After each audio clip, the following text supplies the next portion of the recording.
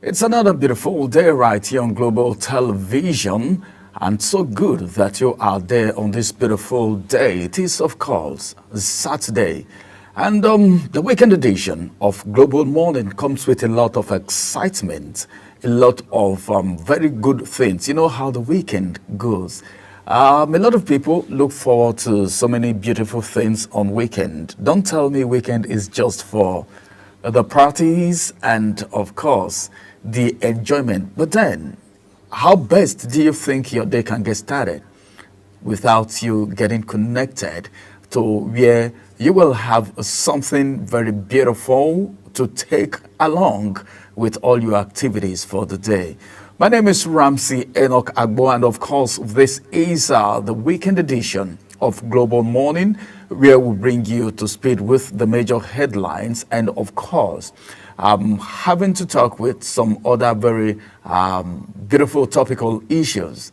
And we'll have two conversations before us this morning, and our guest will be joining us as we talk about some very important things from the fintech sector. Then we'll also look at the rate of unemployment and what do you think could be the possible solution. What is the government doing?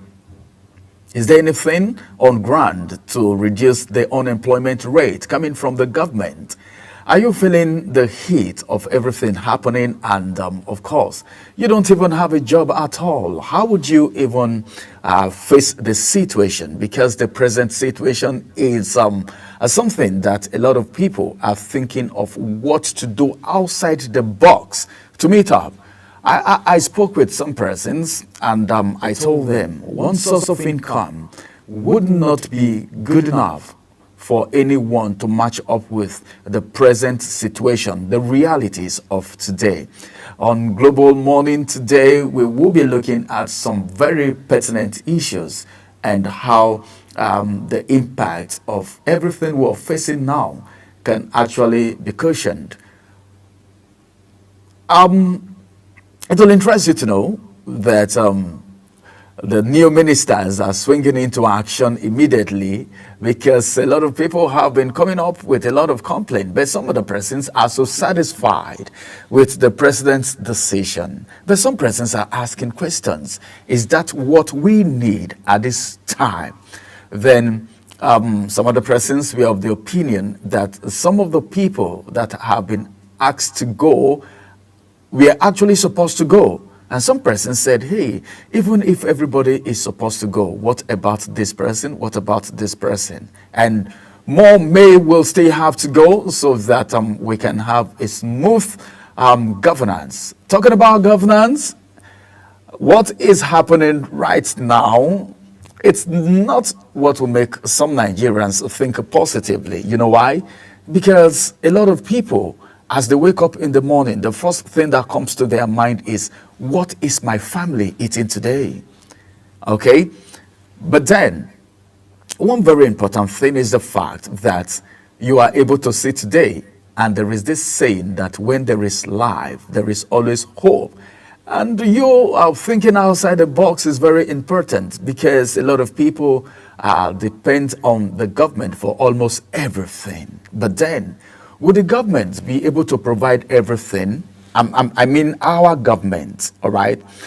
Because if you want to look at what happened in some societies, in some nations, okay, you will know that the government have a major role to play as it has to do with social amenity. But then you get to other third world countries and you begin to see that the economy is not even matching up with the social amenities that the individuals, the average citizens, are supposed to enjoy. Of course, the fuel price is what it's in the mouth of everyone right now.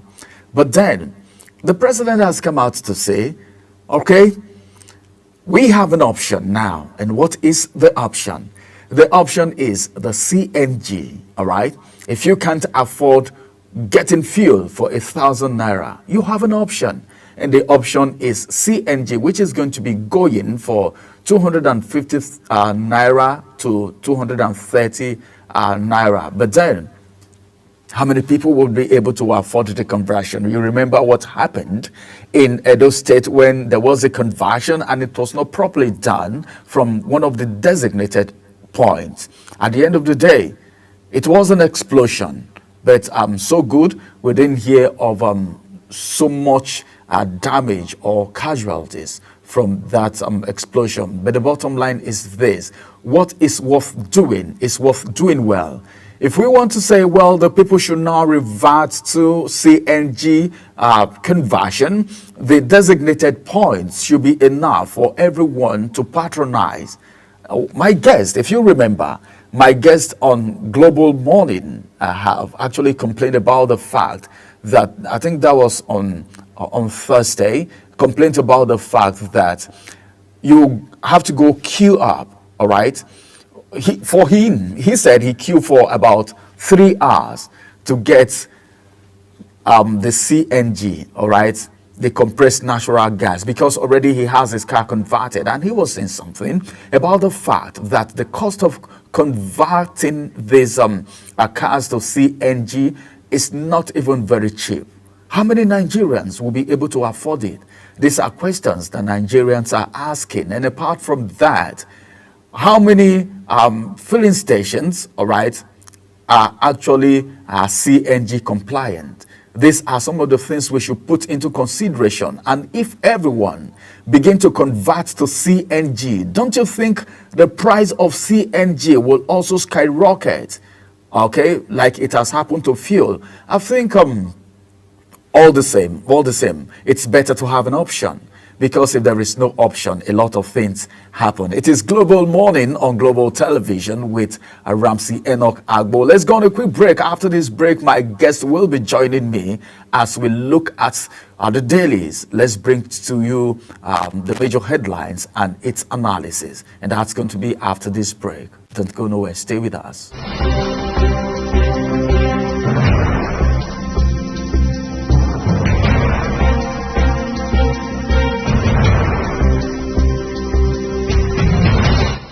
Global Morning is your ultimate destination for engaging political and economic matters. I am Uyi Agmofrebe.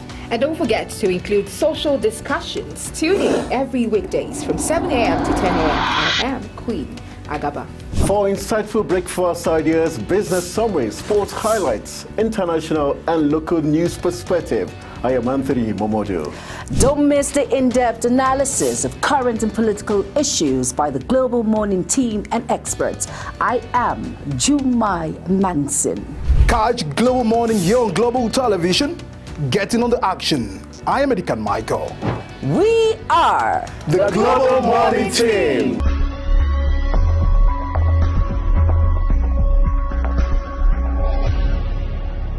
Business Point on Global Television. The business world can be dynamic and unpredictable, with headwinds and volatility sometimes becoming an obstacle for players in the business and economy landscape.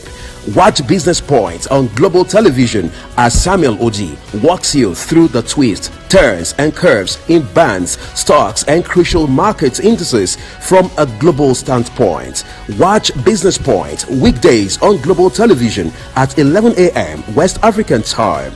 Business Point. This is business.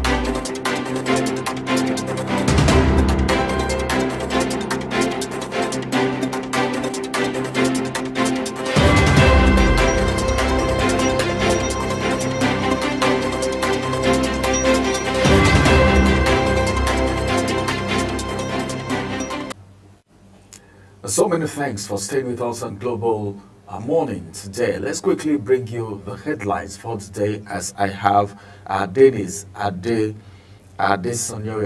joining me on the newspaper review this morning. And of course, it's good to have you on the program this morning. Thank you very much, Mr. Ramsey. Well, it's like the road is free, or is it because of Saturday? Is it because it's weekend? It's like the pressure, hey, no fuel, people rolling helter-skelter. It's beginning to reduce gradually. Actually, you know, on weekends, the road is usually free, so you have lesser traffic. You know, Abuja is made up of, it's a civil servant territory, so definitely most civil servants are resting today, so the road is very much free. All right, the road is free today, and we hope this freeness of the road stay permanent. I don't want it to be just Saturday. Well, I was so very, very happy to just get to the office swiftly without any delay. Let's quickly take you to the headlines that we have for the day, beginning from Saturday Independent. Above the nameplate, I have this headline which says, ruling Osolo family members should demonstrate maturity, allow peace to reign, says Regent. Details read on page 17. How core members mysteriously disappeared in River State. Then the writer to that story says, police intensifies search, question suspect. Details read on page 29 of the Daily Independent. IPOB members from political wing seek end to violence. Details read on page 5 of the Daily Independent. Then now to the big story where the kicker says a minimum wage. Why many states may not meet October deadline. Why many states may not meet October deadline. Some writers to that story.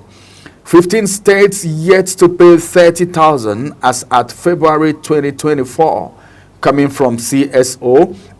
Then the second writer says bureaucracy, lack of structure, delay payment in some states. This is coming from federal civil servants. This one says a new wage, a tall dream for private sector. This is coming from industrialists. Then the last writer to that story says, experts warn of worse spiraling inflation at Yuletide. Well, during Yuletide, it's always like that. But then, I'm just wondering what will happen to people this December. We're already in the Umba month. A lot of people may not be traveling this season. All right, Dennis, let's look at the big story now. It says, new minimum wage.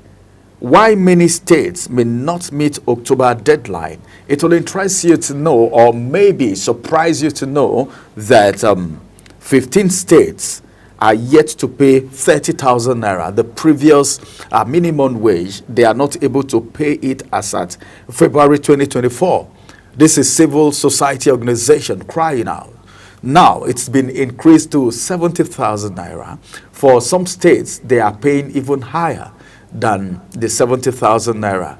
But what about the states that couldn't pay the 30,000 naira? We actually know that some state governors were actually kicking against the fact that the minimum wage has been increased to 70%, that some of them said they will not be able to pay. Then you begin to ask questions. But then, these people are actually getting their own allowances and they are doing well.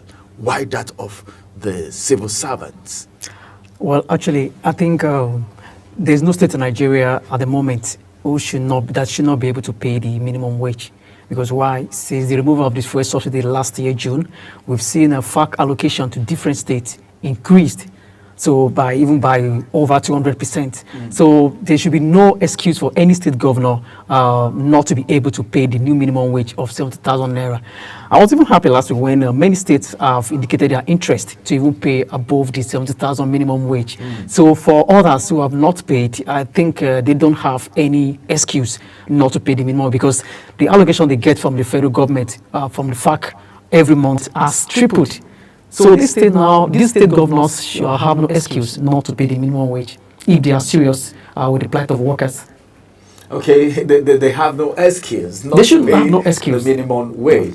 But then, the 30,000 naira, some have not even been able to pay. Now we're talking about 70,000 naira. Are you now trying to say the governors are just doing that for doing its sake, or it's true that they don't have money? Because if you look at the various states, what they generate is different. You can compare Lagos State, Port Harcourt, and maybe Bayelsa State to states like Benue and Kogi. So what do you make of that? Well, actually, you are right. The states don't generate the same amount of internal generated revenue. They are different. You have states like Lagos, Rivers, FCT, Ogun State, topping the IGR chart when it comes to internal generated revenue in the country. But the fact remains that even others were not generating as much as these high IGR states also depend on the FAC allocation they get every month from the federal government. So which shouldn't give them an excuse not to pay the minimum wage. If you have states failing to pay the 30,000 minimum wage before, that may maybe because of the unwillingness of the governor to pay the minimum wage, but not. I will not agree with the fact that the states are not able to pay the minimum wage. Every state in Nigeria should be able to pay the 30,000 minimum wage. Even if you are not generating high IGR, you are getting FAC allocation from the state government, from the federal government every month. We're even talking about the 30,000 naira was the previous one. You know, now we're talking about Yeah, no, some states have 70,000. not implemented that before the minimum wage was signed into law Yes. by the president. I quite agree with that. I think the Nigerian Labour Congress and the TUC chapters in those states, maybe they're taking it lightly with the governors. But for me, seeing what the federal government, the FAC allocation has been to state since the first subsidy removal last year, which has increased the money available to be shared among the three tiers of government. So state government should have no excuse not to pay the new minimum wage.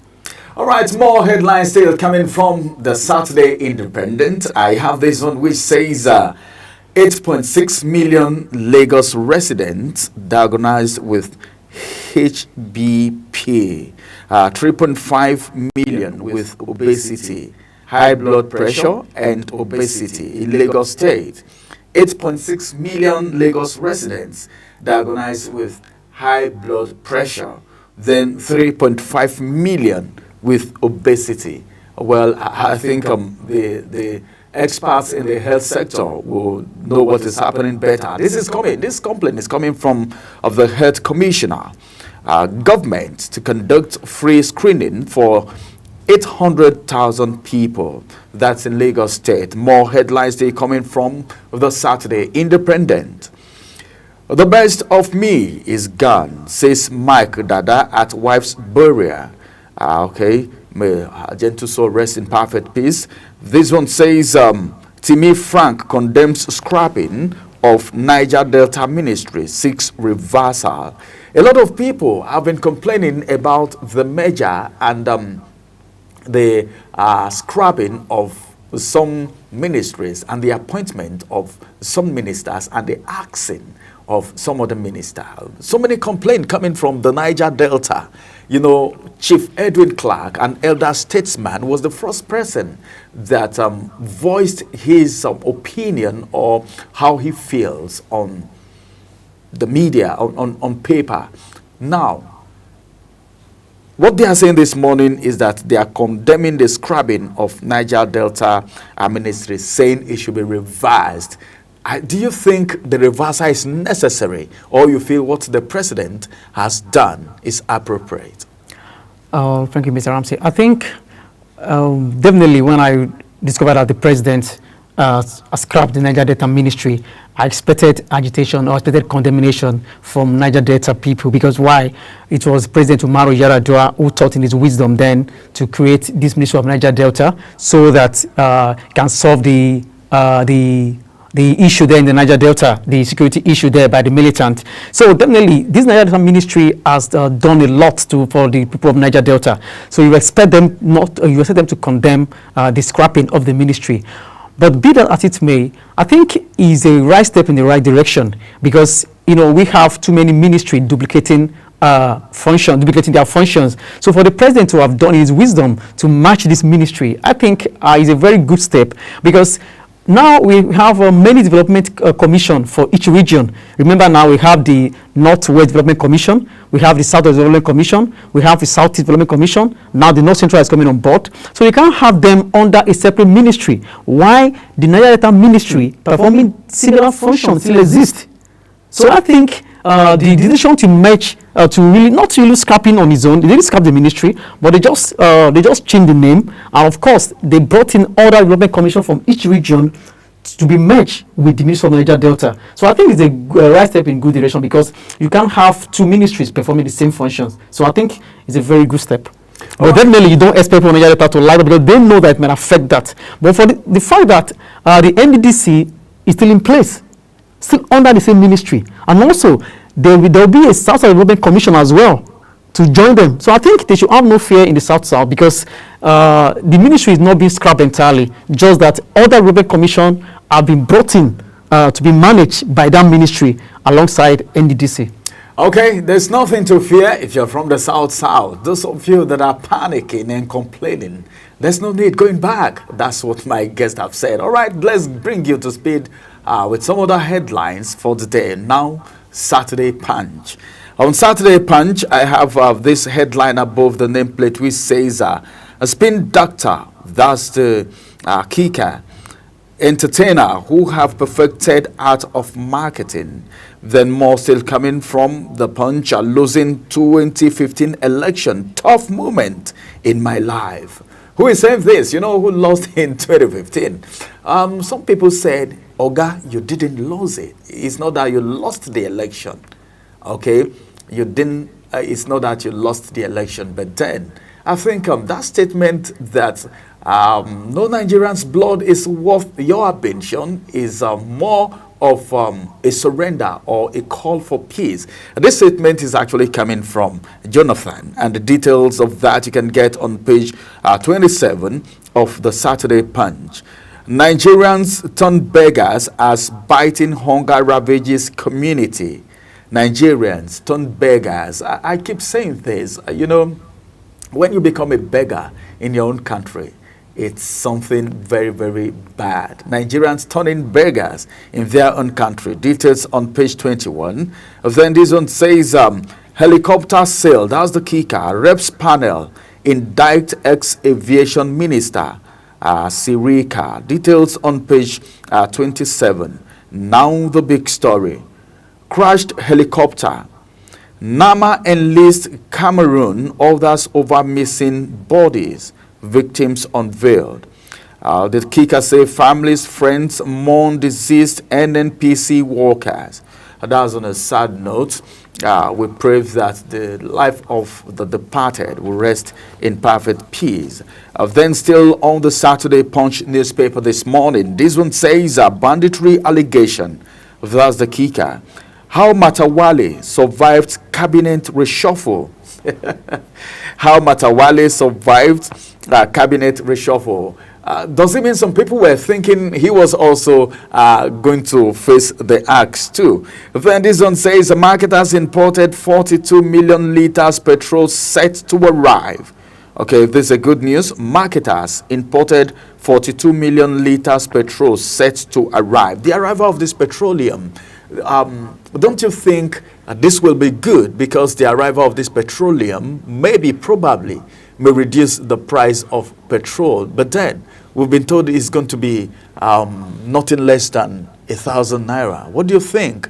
Because Dangote refinery is already functioning, rolling out products. Okay, and now as it is, more still coming in, marketers still bringing in more, about 42 million liters. What do you think this will result to? Well, definitely, I think this is very good news for Nigeria. Remember the fact that the petroleum sector is now fully deregulated. So with deregulation, it means that the marketers can bring in products from every angle. Though we have a local refinery now functioning very well, the Dangote refinery. So with full deregulation now, fuel subsidy has been totally removed with the announcement that fuel marketers can now lift the fuel directly from the refinery. So it means that they can either buy from Dangote refinery, you can either buy from anywhere in the world, comparing the price where you can get cheaper price fuel to be imported. So the regulation is now fully at work. So they can buy from anywhere. If the price in Dangote doesn't suit them, they are free to import from abroad. And if they feel that the Dangote refinery is cheaper compared to the one they will import, they are free to get from him. But so then, I think this is why I said the force of demand and supply will now come into play, which will still force down the price of this product as time goes on. but are you sure the price of fuel will ever come down? I'm Because very much sure, some persons will tell you whatever goes up in Nigeria doesn't come down. The law of gravity doesn't apply to the marketing force, the market force. Well, Price of commodities in the market. Well, you're Services, right. when it goes up in Nigeria, it doesn't come down. Well, you're You right. see fuel coming down. Well, definitely, I see fuel coming down. The issue is that if we can get the exchange rate issue fixed, that's the major reason that will bring down the cost of petroleum product in the country. Right now, we have the exchange rate going up over 1,600. This product is being imported. Definitely, if the exchange rate can be fixed, you have a lower exchange rate. It will reduce the amount of the landing cost for this product. And the same point is that if Nigeria can really get it right, if the oil price also comes down a bit, it will affect the prices. Now it's a function of demand and supply. Unlike before, whereby the federal government, tell the marketers how much they're going to sell this product, they add their own money to the landing cost of this product. But now with the fuel subsidy totally removed, we'll see real equilibrium prices come into place. In the next 2-3 months, this price will definitely come down. I can assure you of that. I think I love that. I love that. In the next 2 to 3 months, we see the price of fuel coming down. Well, that's a good prayer. And I also want to pray that that happens, because that's what Nigerians. Well, at least we are getting there gradually. With this full deregulation, it will be painful. Definitely, it's painful right now. But with the way things are going, you now have a full deregulation. So the first market of demand and supply will now determine the price. The marketers can bring in fuel price now from everywhere. So NNPC is no longer the sole importer of this fuel. So that means you can bring from anywhere. Meaning there can be variation in the price. Of the course. price can vary. Of course. I can decide to sell mine. That's even how The it is. price depends on what they get from the world market. For example, they import this fuel. The oil has a price in the international market. When these marketers get this fuel, initially they were landing cost. It will come to Nigeria. You pay some money to some agencies, NIMASA, NNPC, and all of you. So, but by now, when you have this price, like you can buy from anywhere, NNPC does no longer import the fuel as the sole importer and allow it sell to the marketers at the price in which they want them to buy or to sell. So right now, NNPC is no longer in the real picture for petroleum product distribution. So the marketers now can import from anywhere they want. If batteries import at 10 naira, you have another Total Energy import at 8 naira, definitely there will be competition. It will force down the price of fuel. It may not be now, but in the next coming month, definitely we'll see a reduction in the fuel price. All right, we hope so. Let's see reduction in the fuel price. All right, now to the Saturday Sun. Let's see how sunny it's going to be on the papers. What are the headlines saying from the Sun newspaper? 2 dead, 20 cases confirmed in Plateau cholera outbreak. Just one writer to that story, and it says 5 burnt to death in Ebonyi auto crash. Details read on page 27 and 25 of the Saturday Sun. And that takes us to the next headline, which says 8.67 million Lagos residents living with hypertension, says government. The hypertension, people are going through so much. Please go get yourself tested. That's what it is. Check yourself. The routine check is very necessary. Looking at what Nigerians are going right now, I think a lot of people are going through so much. Don't allow yourself to just fall down and they say this person slumped and that's the end. That shouldn't happen. Get yourself checked. It's not expensive. There are some places you can even walk to and tell them you want to check your blood pressure. And the bottom line is, let's just keep hope alive. Don't overstretch yourself. Live within your means at this particular point in time. It's so heartbreaking that about 8.67 million Lagosians are living with hypertension. The government is the one complaining. Details you can find on page 25. Then medical workers declare 7-day nationwide warning strike. That's on page 25 of the Saturday Sun. 7 days nationwide warning strike coming from medical workers. You know, when these medical workers go on strike, there is a way I feel about it. Because if you get to the hospital as we speak and you see how many people are on oxygen, how many people are on catheter, how many people are the queue, you know what I'm talking about. You know, a few days ago I spoke with you and we're talking, and you were saying some things about maybe an incident and the queue, how long it took and all of that to even see a doctor in the hospital. How much more if the doctors are not there at all with such situations? So what would you have to say, just briefly, before we move on? Medical workers declaring 7 days nationwide warning strike. Well, actually, I expect the federal government to take necessary action to make sure that this strike doesn't hold, to really, attend to the agitation, because health is one of the basic necessities of life.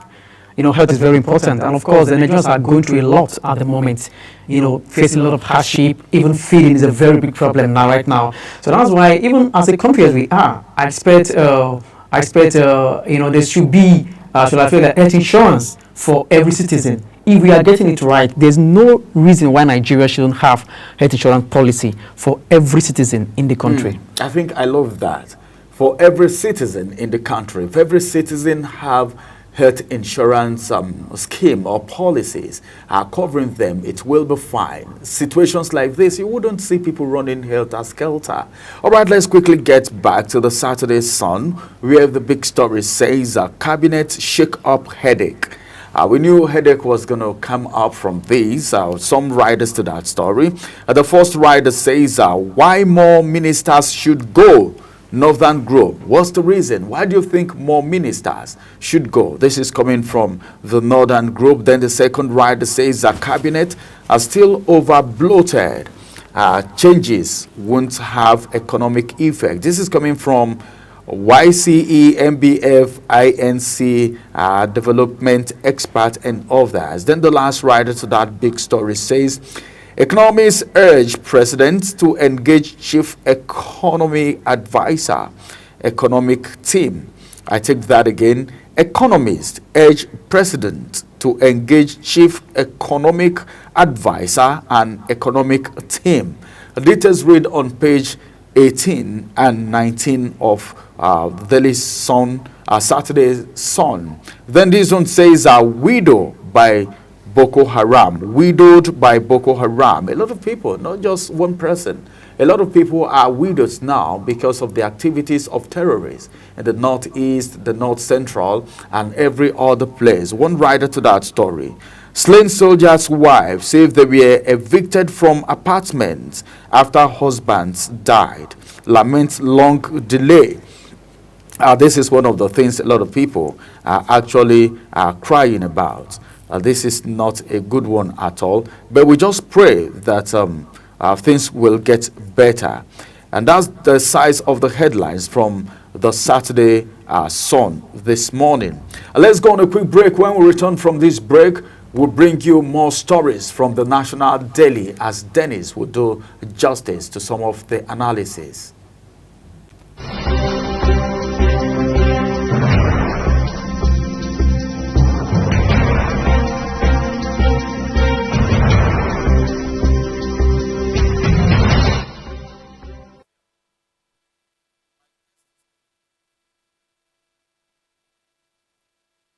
Global Morning is your ultimate destination for engaging political and economic matters. I am Uyi Agmofwebe. And don't forget to include social discussions. Tune in every weekdays from 7 a.m. to 10 a.m. I am Queen Agaba. For insightful breakfast ideas, business summaries, sports highlights, international and local news perspective, I am Anthony Momodu. Don't miss the in-depth analysis of current and political issues by the Global Morning team and experts. I am Jumai Manson. Catch Global Morning here on Global Television, getting on the action. I am Edikan Michael. We are the Global Morning team.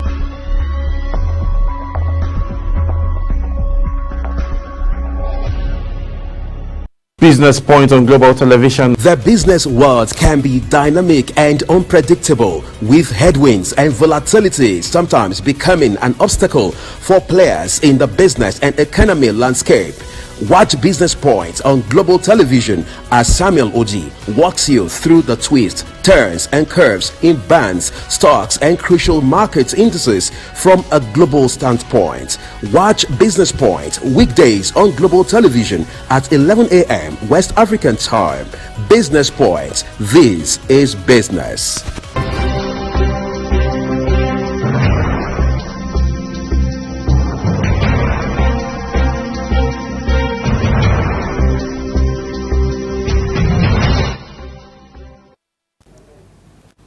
Welcome back. So good that you're still there. It is Global Television and it is the weekend edition of Global Morning. This is the time where we bring you to speed with the National Daily, bringing you some analysis from the major headlines for the day. We just got done with the Saturday Sun. Let's quickly look at what the Saturday Telegraph has for us. The big story on the Saturday Telegraph says a cabinet reshuffle. The issue of cabinet reshuffle seems to be on almost all the papers today, and that's to tell you of how attentive Nigerians are, waiting for the next story that will result to the change of situation, ameliorating everything Nigerians are going through. The big story from the Saturday Telegraph says a party loyalist unhappy over Tinubu's refusal to sack Lagos boys. Who are the Lagos boys? Who are the Lagos boys? One thing is that whatever happens, people will want to attribute it to politics, party, and all of that, opposition, and all of that. All right, you know who the Lagos boys are. There are some writers to that story. I don't know who the Lagos boys are. Probably people who are saying this know what they are saying. But then I think it will be better for you to just come up open so that Nigerians will know exactly what you're talking about. Some writers to that story, exercise will change nothing, says Galadima. Exercise will change nothing, says Galadima. I think we need to talk about this statement by Galadima. And the second writer said it's his prerogative to sack anybody. We can't dictate to him. This is National Working Committee members saying this. It is the prerogative of the president to hire and fire. The NWC said they don't have anything to say about that. Then Galadima is saying something today. He said the exercise will change nothing. And some Nigerians have actually pointed to that direction too, that what they are actually waiting to hear is that the price of commodities in the market has now dropped. Time that they can go to the market and return happy. A lot of people go to the markets today and they return angry. But then the reshuffling of these ministries, the axing of some ministers, Galadima said, well, this is just an exercise, all right, that it will not change anything. Looking at what Nigerians are facing right now, do you think this reshuffling is going to have any impact on Nigerians and the situation right now? Well, really, I think the reshufflement was long overdue. You can't have a minister for 2 years without evaluating them. But the fact remains that there are some names on the ministerial list that Nigerians expected them to be removed, and they are still, they are still retained. For example, people feel like the likes of Minister of Power shouldn't be there anymore. People feel the likes of Minister of State for Defense, Matawale, shouldn't be there. Minister of Blue Economy, Uitola, shouldn't be there. So a lot of people are not happy with, they just feel it's just like a jamboree. The reshuffling is not what they really need. But be that as it may, the reshuffling may not really put food on the table of Nigerians. Because why? The real issue with the country is with the economy. And so those affected, the new ministers or those dropped, have nothing, have a minimal impact on the economy. So people say it might not really put food on the table of Nigerians, because they were expected to be removed. For example, now if you solve the issue of power, you have, it will have a long way in affecting the economy, because, industry household individuals depend so much on this power, and of course the minister is still there. If you solve the issue of security, it will increase food production in the country, because the food production we are having is a result, is largely as a result of the inability of the farmers to go to the farm. So then when people expect these ministers to go, so those they were removed, when not, to the list, let me say the list is not enough for Nigerians. I Nigerians believe that more ministers should have been dropped. But then it's not over yet until it's over. Some ministers may still go, as the case may be.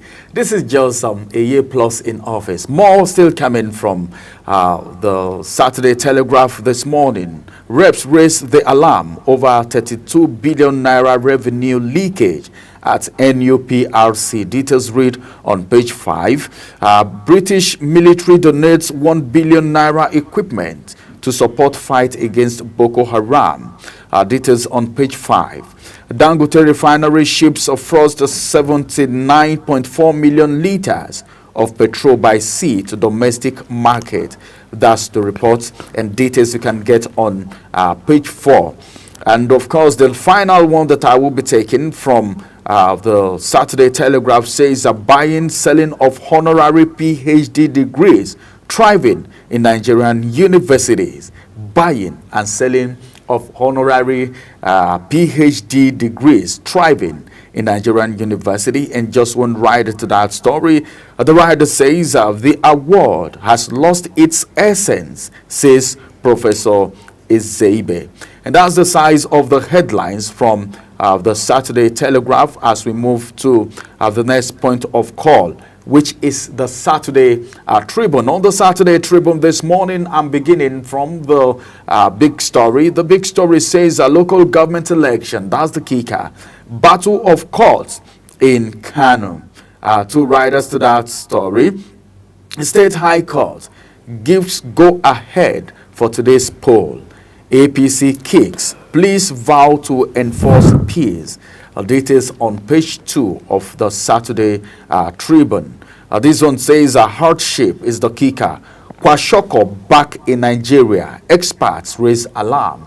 In Lagos State is high blood pressure and obesity. In some of the parts of Nigeria, Kwashiorkor, which is as a result of poor feeding, poor dieting, is returning back to Nigeria. I remember those days when we used to see diagrams of children having kwashiorkor as a result of them not eating balanced diet. Now it's rampant in Nigeria, according to experts. And this one says Yoruba group ask Obasanjo to support Tinubu. One rider to that story. Nigerian president has no plan. Ex-president is the one saying that. Nigeria president has no plan. Who is the ex-president saying this? Details is on page 3. You can actually pick a copy of the Saturday Tribune and go through it for yourself.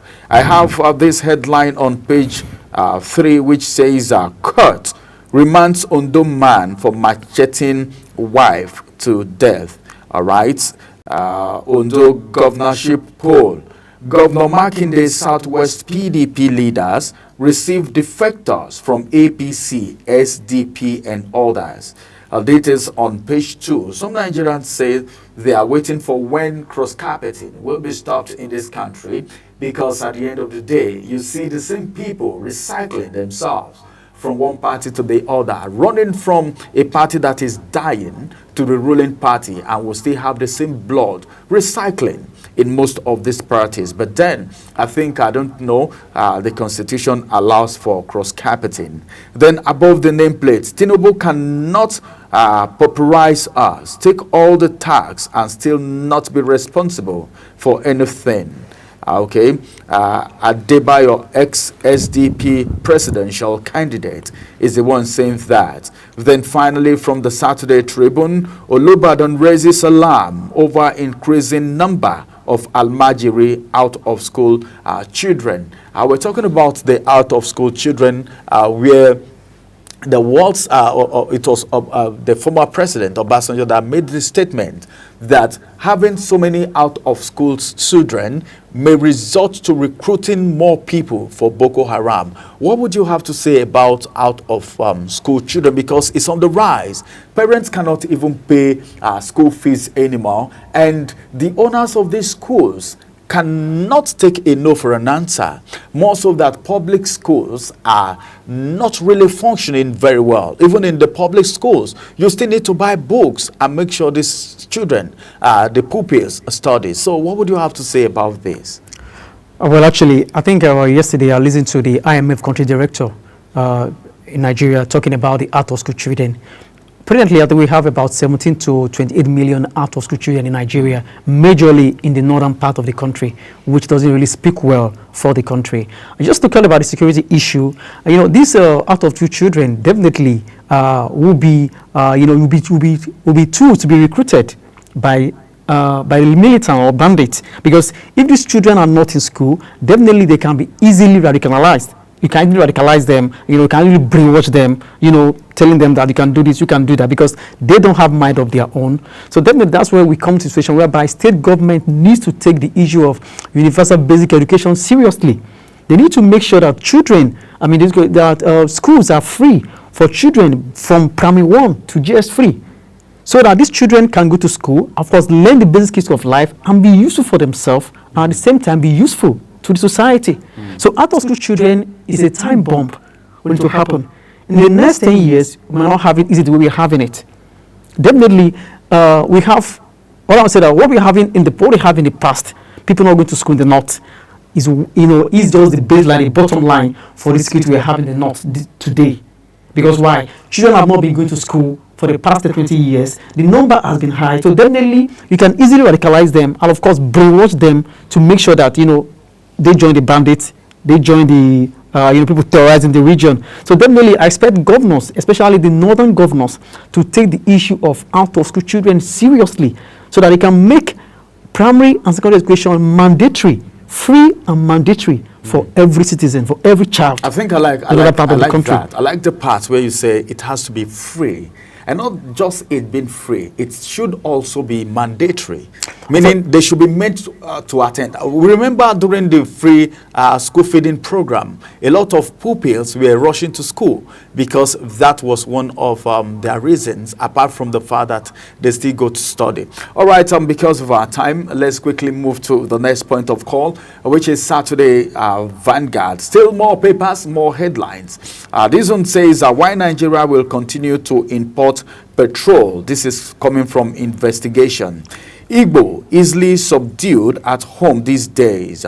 This one says NYSC, your gold mine, leverage on it for industrialization. This is coming from World Bank to Nigeria. Okay. How I was sold into slavery after the gods rejected me for sacrifice.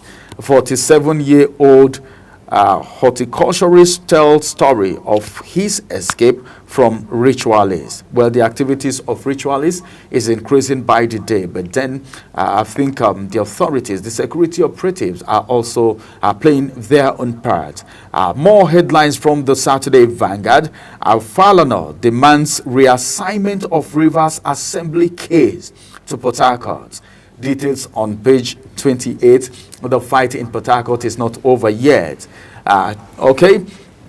And of course, the last one from the Vanguard says, well, I think this is in almost all the papers. But then let me just take this, and that's going to be the last on the Saturday Vanguard. Ondo Guba, that's the kicker of the story. Makinde PDP, the Southwest leaders have versed the campees from APC, SDP, and others. During elections, you get to hear so many people the campaign. Now, let's quickly look at The Guardian. Let's see what The Guardian has for us and where it's actually guiding us to as we try to round up now. The big story says fear of implementation as roll out of new basic education curriculum on the way. Details on page 8 and 9. Then this one says reform. That's the kicker. World Bank IMF face backlash amid rising inflation, petrol cost. Okay, this one says Nigerians are in a haste to reap from Tinubu's economic reform. Professor Adeniyi. All right, a lot of people reacting to so many things happening in Nigeria. This one says Oralusi commends creation of Regional Development Ministry. Details on page 27 of the Guardian newspaper. Let's quickly get to the next paper, which is the Saturday Times. Let's see what the Saturday Times has for us. Saturday Times, the big story says House Committee uncovers 32 billion naira revenue leakage at NUPRC. The writer to that story says over 909 million naira diverted to private accounts. These are some of the problems we have. Some persons are crying while others are diverting and siphoning funds. This is one problem. And as it is right now, the House Committee have uncovered 32 billion naira revenue leakage. What will be done with this money? What will happen to the people who are victims? Now, over 909 million has been diverted into private accounts. These private accounts, who own this account? Do you think the authorities are not doing enough with this information? We keep hearing this on daily basis. But at the end of the day, we don't see this translating into anything relevant or meaningful that Nigerians can point to, that at least the average Nigerian on the street can say, this is a dividend or this is a benefit from this money that was recovered. Well, actually, I was being on a program a few days ago, and I said one of the biggest challenges facing Nigeria is the corruption in the civil service. The corruption in civil service is so massive that it is even underreported. If Nigeria does not solve the issue of corruption in the civil service, it will not make headway. In fact, the civil service, even the civils and public servants are even more corrupt than the politicians we are seeing. That's a serious revelation. So we need to solve the issue of corruption in the civil service. For example, I can tell you that out of the allocation you have a budget for various MDAs, agent ministries, 70 to 70, between 6 to 7% of this allocation have been wasted. So I believe the Nigerian problem is not about money. We have money, but spending issues. We are not judicious. We don't spend this money judiciously. Especially in the civil service, we can tame corruption in that sector. Nigeria will move forward. Because they are even grossly underreported. If you know the amount of welfare allocation being wasted in ministries, in MDS, you won't believe it. So I believe that we need to really solve that issue of corruption in the public and civil service. Some persons will tell you, hey, the problem Nigeria have right now is not money, but how to spend it. You just made that clear now that wasting of money, diverting of money, spending money, okay, wrongly is part of the problem that we have in Nigeria today. And you have said this problem is coming from majorly from the civil service. Is that what you're saying? I'm not saying it's the only problem we have. But what I'm saying is that it's a key problem facing Nigeria. For example, we don't have. I always believe that Nigeria we don't have revenue issue. We have spending issue. Why? A country who out of 2024 budget is spending more on traveling than spending on education sector, definitely the country doesn't have a revenue issue. A company is spending a lot of billions of money on newspaper in civil service that they don't even read, whereas other key sectors of the economy that need this money are not getting it. So we don't have revenue issue. We just have spending issue. We are not allocating this. If you see our budget, for example, you discover that the various sectors of the economy that need this budget to really, give us sustainable development are not being challenged into. If you see the budget, you see key sectors of the economy like health, education are not getting the necessary backup. The allocation, they are very small. But you look at other agencies like poverty alleviation, whereby this money are being siphoned. They get a lot of money from the budgetary terms. even security. But anything that has to do with poverty alleviation, looking at the situation of the country, don't you see that so much should be pushed there? We know that some persons have been caught and pointed out because of embezzlement and all of that. Example, Beta Edu, and of course, I think the minister was just being changed too. Don't you think we need a lot of money? Well, actually, that's what I'm really going to. If you want to alleviate poverty in a country, you don't just give it to a ministry to start sharing to people. It doesn't work that way. There are many ways by which you can alleviate poverty. For example, you can bring out palliative measures, roll out buses, give farmers incentives to produce more. There are many ways by which you can really affect people's life. But if you put the money in a ministry and an agency to distribute, I tell you, this money will end up in the wrong pocket. So you cannot tell that you want to fight poverty by having a ministry. You don't need that ministry. All right. Thank you very much. Well, our time will fail us because the conversation is getting more interesting right now, but time is not on our side because we need to get into the next conversation. Thank you very much, Dennis, for coming on Global Morning today. And of course, the analysis is very, very interesting and it was in-depth. So good to have you. We hope to have you some other time again. Thank you very much. It's my pleasure. Thank you. I have to be here some other time.